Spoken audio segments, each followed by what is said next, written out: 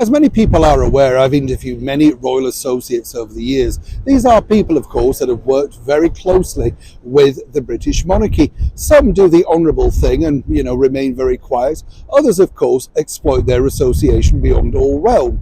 Some people might suggest that this particular individual would fall into the latter part. As ever, let me explain. Hi, good morning. How are you in a very windy London day today? You all right? Thank you so much for joining me today. Nice to have your company. Yes, it's interesting.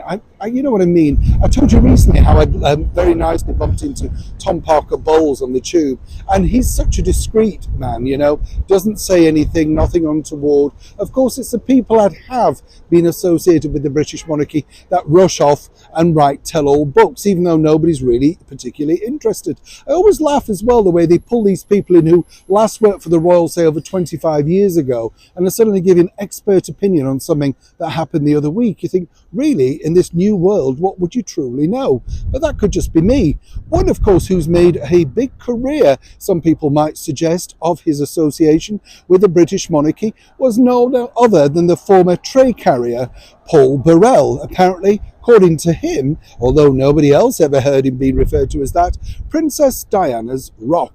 Now, Paul has done many things over the years to keep himself into the limelight. Most famously, of course, taking control over some of the outfits, just for safekeeping, of course, that the late princess wore over to his own flat. But then, of course, Her Majesty the Queen suddenly remembered some mild conversation. Right. But Paul is seen now, really, as time has moved on and 25 years down the line, you've got to think of something to keep yourself relevant. I mean, there's no two ways about it. Paul is obviously very popular over on ITV, and we've told you about those recently, where credibility doesn't necessarily reign too high. He's a regular on Lorraine Kelly, but Lorraine claims to be an actress, so she could be faking it as well. She's not a TV host. Hope you're keeping up. Now, you see, Paul has decided, though, that while appearing on a brand new sort of ghost show, the sort of things, Celebrity Ghost Watch, where a camera goes round and they test your house to see if there's ghosts still lurking around. Yeah, right. And you never see any. Have you noticed that? There's always a wobbly light and somebody says, oh, did you hear that? You've never heard it. Even when you play it back, you get the picture. Now, according to Paul, yes, he put his tray down for 10 minutes and decided this particular story. That's right, his mock Tudor mansion somewhere up in Cheshire is in fact haunted by the late princess.